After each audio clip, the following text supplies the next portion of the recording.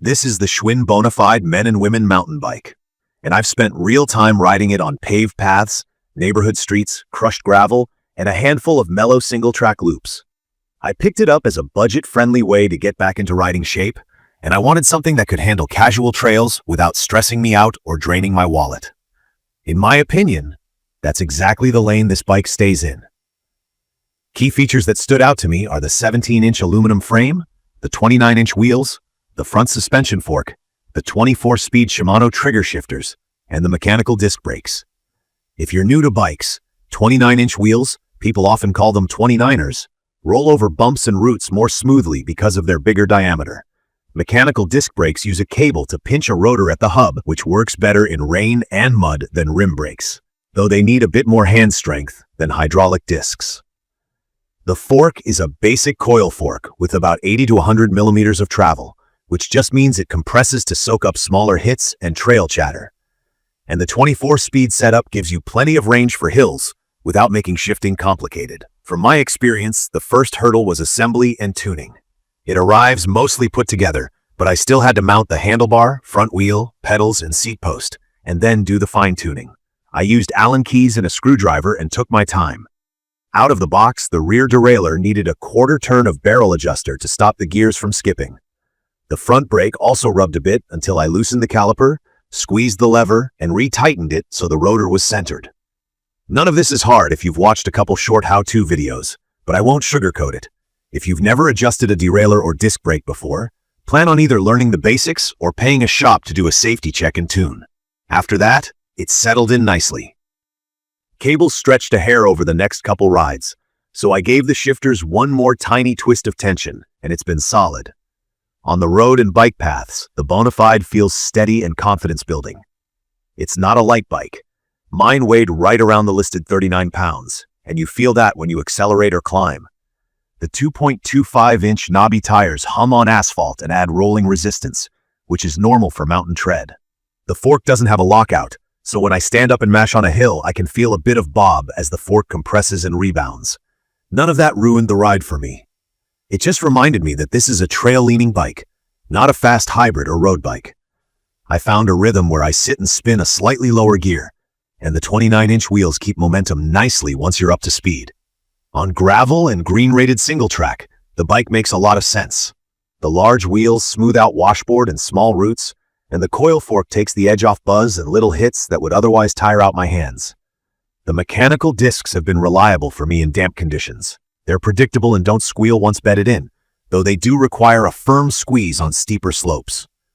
The 24-speed Shimano Easy Fire triggers are easy to use, and once dialed, shifts are consistent. I can feel the entry-level nature of the components when I shift hard under load up a climb. It's better to ease off the pedals a touch, click the gear, then get back on it. Do that and it's smooth. Comfort-wise, I did make changes. The stock saddle felt fine for short spins, but turned uncomfortable for me around the 40-minute mark. I swapped to a saddle I know fits my sit bones, and that made a huge difference. The included nylon pedals work for cruising, but I prefer a grippier platform with metal pins, especially if the trail gets bumpy or my shoes get wet. The grips are basic, but okay. If I keep the bike long-term, I might switch to something a bit softer.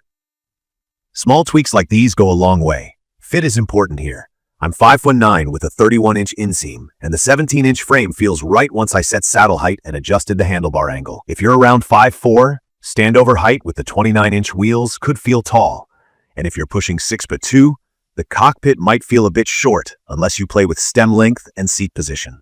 It's a one-size approach meant to cover a wide range, which is convenient, but not perfect. If you can, throw a leg over a similar 29er before you buy to make sure you like the stance. One small note, I did notice a bit of toe overlap at very slow speeds during tight turns, which goes away once you're rolling normally. Trail limits are worth being honest about. On smooth dirt and mellow single track, the bike is fun and stable. On chunky rock sections, fast descents, or bigger roots and drops, you feel the fork get overwhelmed and the brakes near their limit. That's expected for this category. The frame and double wall rims are tough, and the bike's rated up to about 300 pounds. But hammering rough trails at high speed or sending jumps isn't what it's built for. If that's your plan, you'll outgrow it quickly and should look at a higher spec hardtail with a better fork and hydraulic discs. The look is clean. The matte black with red accents has that classic mountain vibe without trying too hard. The 29-inch wheels fill out the frame and give it a confident stance. I appreciate that the bike feels sturdy rather than flimsy. I haven't needed to true the wheels yet, and the quick-release axles make basic transport easy. Just know it uses older standards like a straight steerer and quick-release hubs, so the upgrade path to newer high-end components is limited. I treat this as a ride-it-as-is platform, with contact point upgrades and basic maintenance, rather than a project build. It's perfect for someone getting into riding who wants one bike that can do paved paths, neighborhood loops, crushed gravel, and light trails without stress. It's also a good pick for fitness rides if you prefer stability and comfort over speed. From my experience, I hop on for 30 to 90 minutes after work, mix a bit of path with a short dirt loop, and get exactly the workout I want without worrying about babying the bike.